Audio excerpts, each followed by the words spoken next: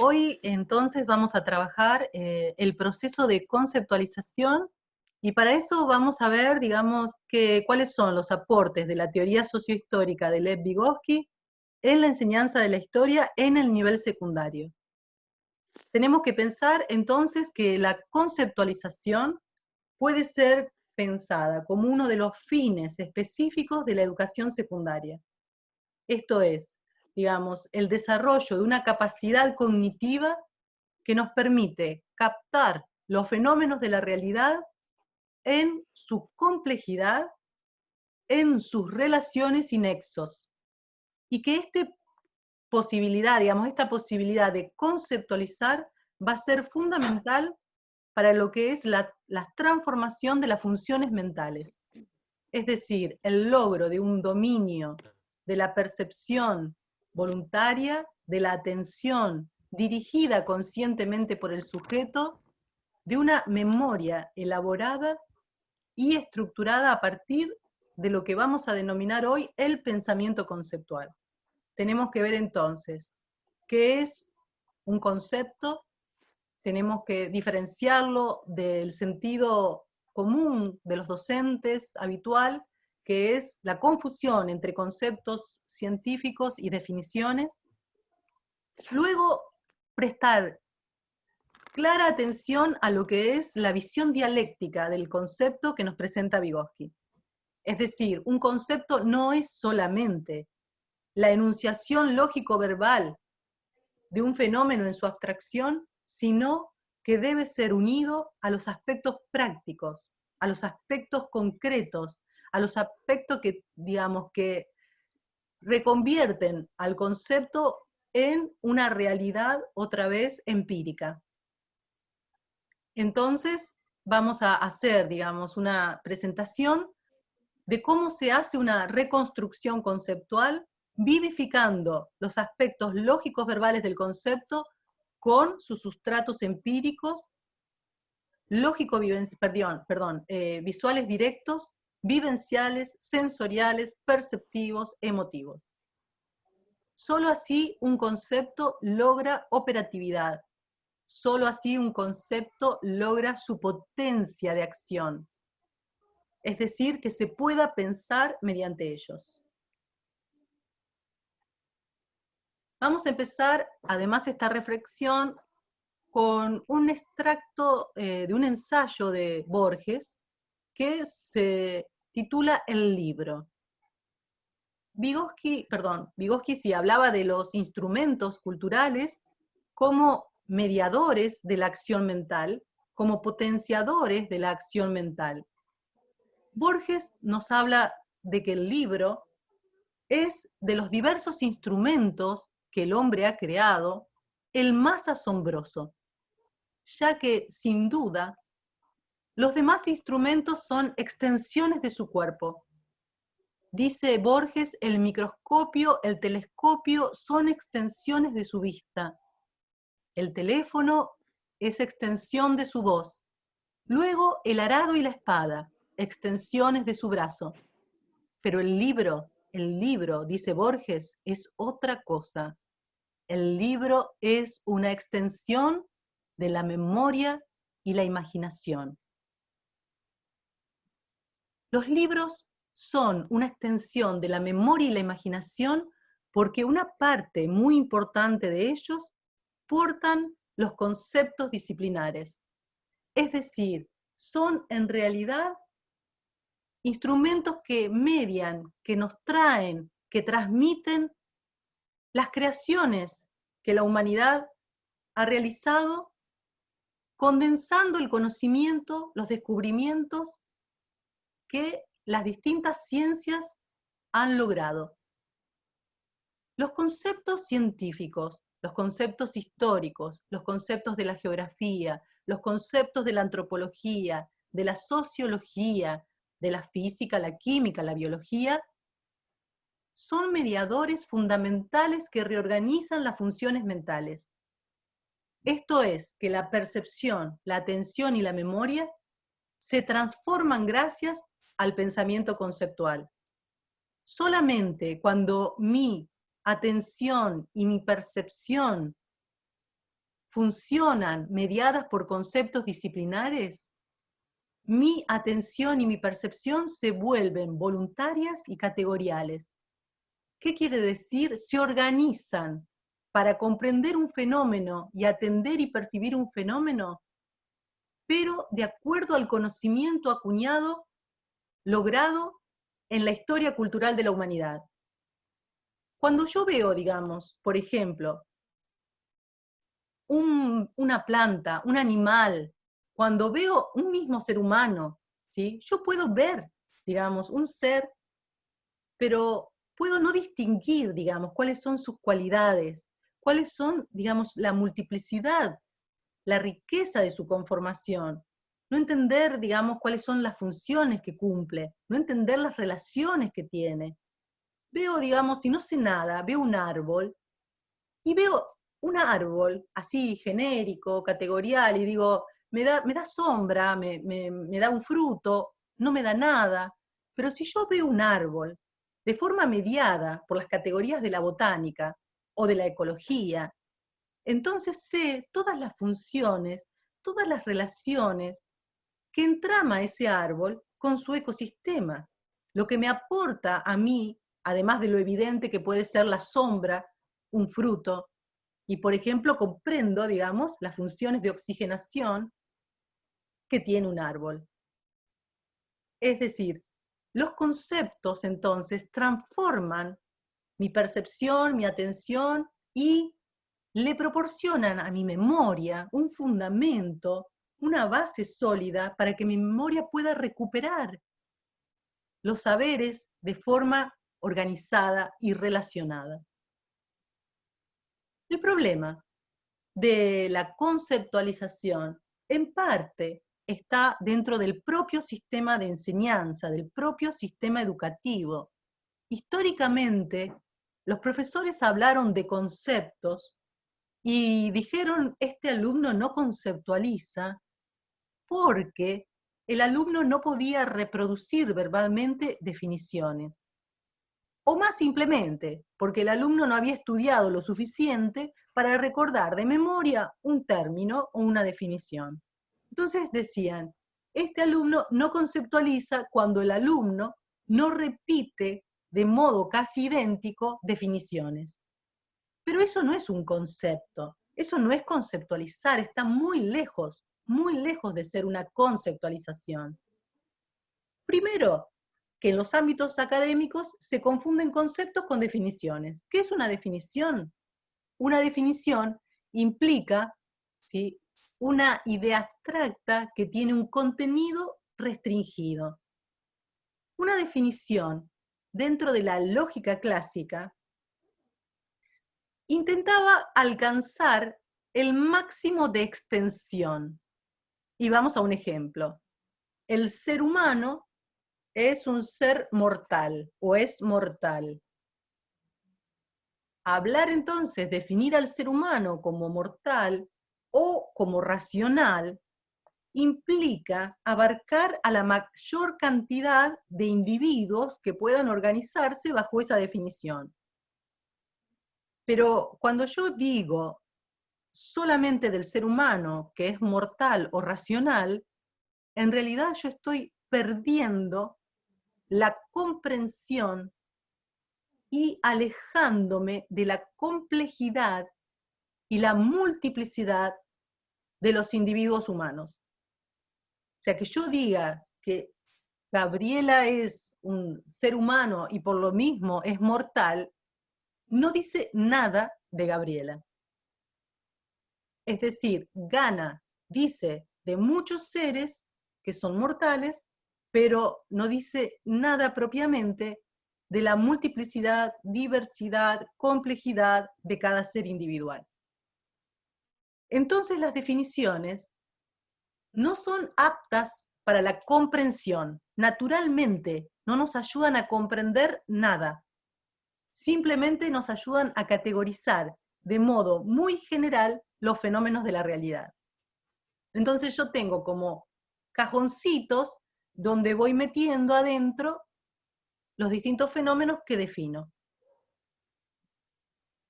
Pero el tema es que Vygotsky definió en cambio que un concepto, y nos detenemos aquí parcialmente en cada porción de la definición, porque vamos a decir, con él, esto es una cita de su libro Paidología de la Adolescencia. La imagen, digamos, un concepto es una imagen de una cosa objetiva captada en su complejidad. Cuando digo imagen, digo figura, digo composición, digo algo que me permite ver, ¿sí?, algo que es objetivo, pero en su complejidad. Esto es, que yo puedo ver a un fenómeno de la realidad a la vez como un cuadro, digamos, cubista, como los cuadros de Picasso, es decir, desde una multiperspectiva.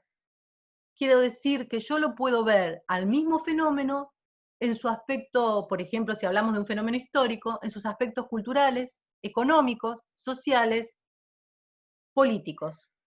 O puedo ver en un fenómeno en los aspectos, digamos, de, supónganse, en los antecedentes, en las consecuencias, en las sincronicidades, en las simultaneidades de ese fenómeno con otros fenómenos.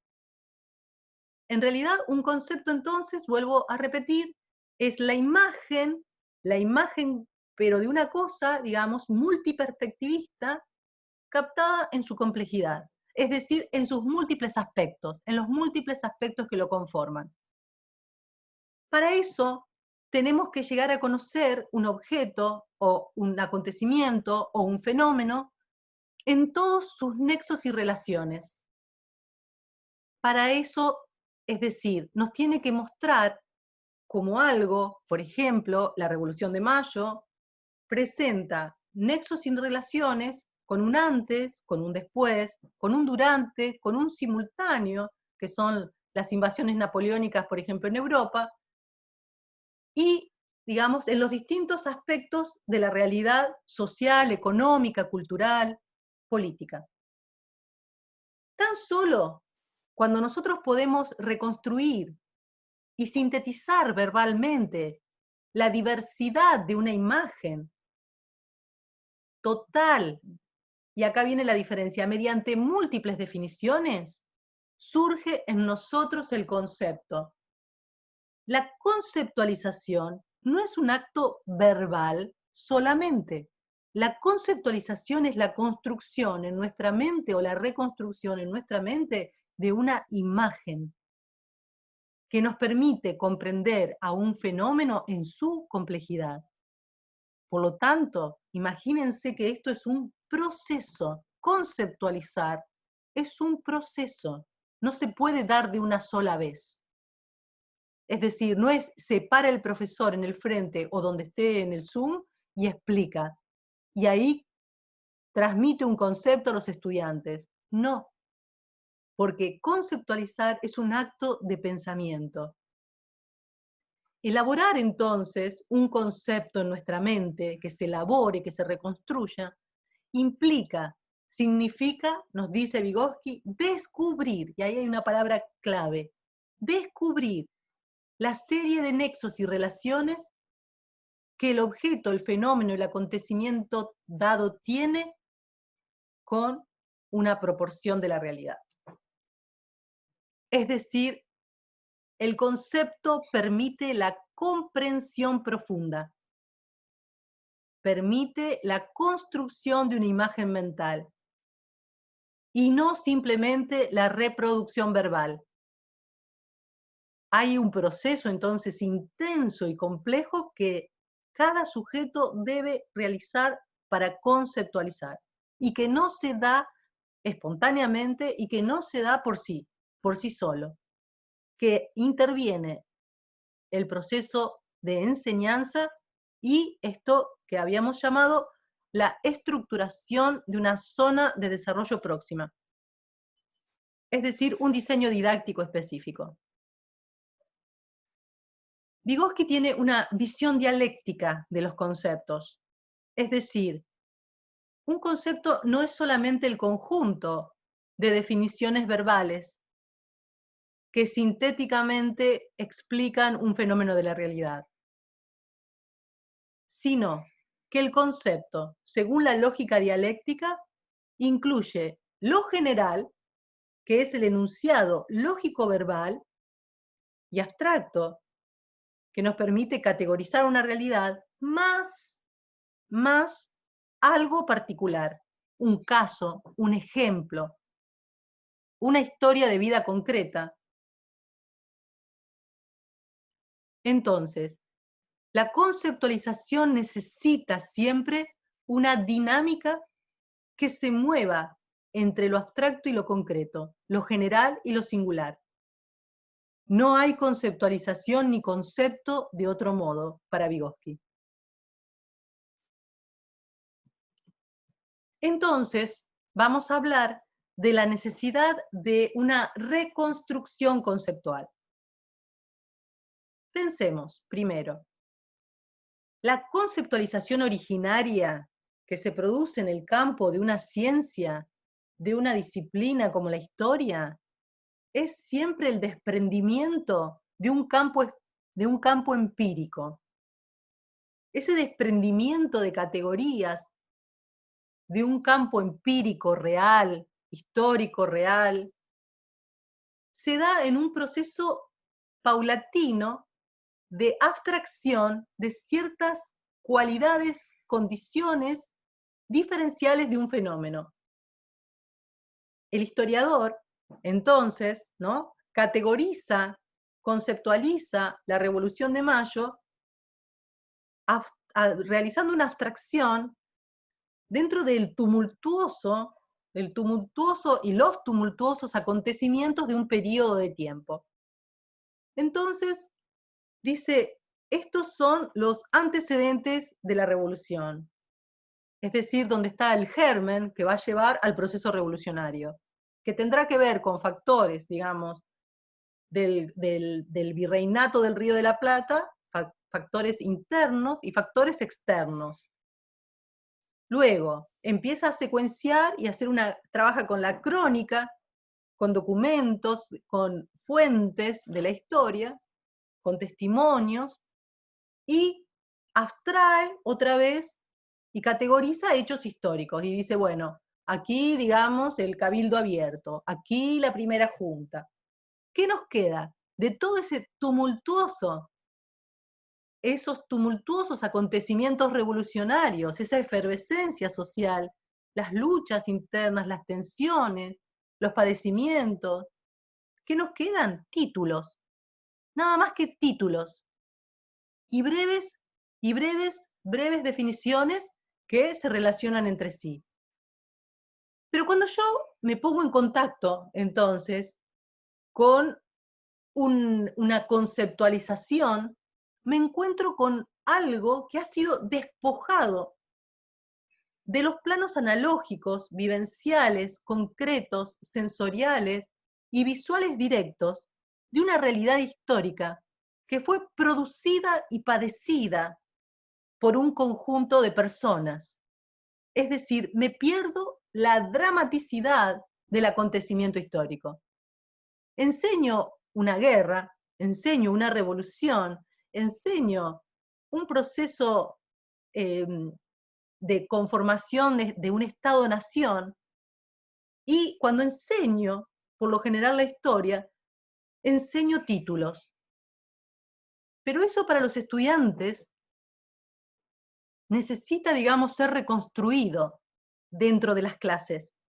En las clases, solamente cuando un docente compone los contenidos dentro de la zona de desarrollo próximo, lo que los va a llevar a los estudiantes a una potencial comprensión de los hechos, de los procesos históricos, implica que se recupere de los conceptos una cierta eficacia simbólica, explicativa y operativa. Y esto es posible cuando las categorías lógico-verbales, los enunciados, las definiciones, son puestas en relación con los planos empíricos concretos cotidianos, vivenciales o sensoperceptivos. Es decir, cuando apelo a imágenes, cuando apelo a historias de vida. Para que los estudiantes puedan reconceptualizar un contenido, debe recontextualizarse el concepto. El concepto debe ser trabajado en las clases en relación de composición con los planos concretos experienciales. Entonces, ¿qué tengo que presentar? Tengo que presentar ejemplos o contraejemplos, casos de la práctica, tengo que trabajar con analogías, tengo que ligar los conceptos a elementos visuales directos, tengo que entramar un concepto científico, un concepto histórico con conocimiento cotidiano, ¿qué es? Con sentido común.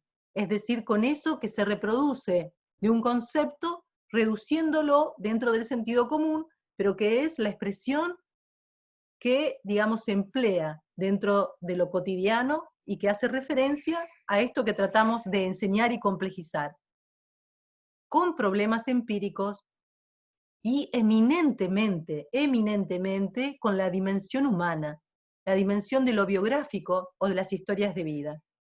Solo así se puede lograr una cierta disposición o disponibilidad empática para conectar con otro tiempo histórico.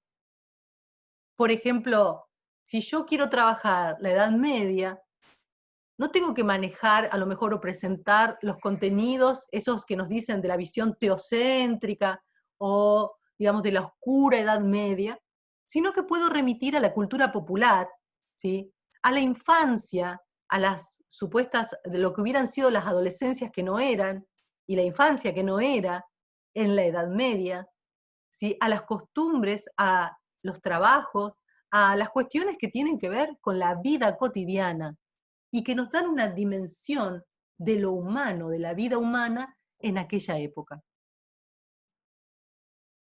Si nosotros, por ejemplo, entonces vamos a trabajar el concepto de guerra en un momento, podemos elegir incluso la perspectiva a partir de la cual reconstruir el concepto, saliéndonos de los guiones habituales de cómo se enseña la guerra dentro de la historia. Hablábamos de lograr una conciencia crítica o un pensamiento crítico. Bueno, pues uno de los pensamientos críticos que hay que mantener es la crítica a los nacionalismos, a los imperialismos, a los belicismos, proponiendo un pensamiento, ¿no?, que nos lleve a una convivencia en paz. La guerra sigue siendo una amenaza para la humanidad siempre, como lo son las pestes y las hambrunas. El concepto de guerra, entonces, más allá de ser presentado como una problemática geopolítica, ¿sí?, como una problemática de enfrentamientos bélicos, con estadísticas, con juegos entre aliados y enemigos, con potencias que se enfrentan, lo podemos pensar y mostrar y hacer vivir como drama de la humanidad, que, digamos, implica pensar cómo en una guerra se establece el drama individual de cada quien que participa en la guerra o de todos los que están en la guerra. Entonces, trabajar con las imágenes de Goya, por ejemplo, ¿sí?, que nos lleva al padecimiento del pueblo madrileño dentro de las invasiones napoleónicas, y demostrar la frialdad y la máquina de matar en la que se convierten los soldados, por ejemplo, en los fusilamientos nocturnos, o mostrar el desastre de la guerra en, digamos, las ciudades, en las violaciones de las mujeres, en las matanzas de los niños, en los saqueos, a los robos, la apropiación de los bienes de la sociedad civil, es decir lo que implica, digamos, una guerra en todas sus dimensiones, en su complejidad, pero mostrar entonces la perspectiva dialéctica en el sentido de que hago vivencial, que muestro lo sensorial, que la hago vívida, la hago perceptiva, la hago sentir afectivamente, en toda su dimensión de crueldad, destrucción, muerte. O sea, una guerra no es la visión del héroe y del triunfador y del vencedor y de quién gana o pierde, sino la guerra es destrucción, muerte, asesinatos, violaciones. Es y será siempre esto una guerra. O les muestro las pinturas de Otto Dix, un pintor alemán que se va al campo de batalla, a las trincheras, para documentar en las trincheras la Primera Guerra Mundial. Desde 1914 a 1918 está ahí para pintar la tragedia de la guerra. Y ve esto. Él, en principio, digamos, era un pintor expresionista. ¿Qué quiere decir? Que trabaja con trazos, con colores, que dan, de alguna manera, muestran la emoción subjetiva del que mira, del que observa. Y ahí están los cuerpos destruidos dentro de una explosión de granada, en una trinchera. La velocidad destructiva de los cuerpos, de alguna manera impactados en el estallido de la sangre. Esto, digamos que es el caos y la destrucción de lo que es un ataque dentro de una guerra de trincheras, como fue la Primera Guerra Mundial. O esta otra explosión, los cuerpos estallados, iluminados trágicamente por la explosión de una granada. El movimiento, las luces, los colores y todo lo que la guerra, digamos, en la guerra se asocia en realidad a la muerte. Cuando Otto Dix vuelve en 1929, es decir, 10 años, 11 años después del final de la Primera Guerra Mundial, el pueblo alemán estaba otra vez enardecido para entrar a la guerra. Es decir, quería volver a su postura belicista y imperialista. Otto Dix deja, por lo tanto, de lado el expresionismo y dice, voy a hacer un cuadro realista, voy a enmarcarme en una nueva objetividad, voy a mostrar la guerra tal cual fue.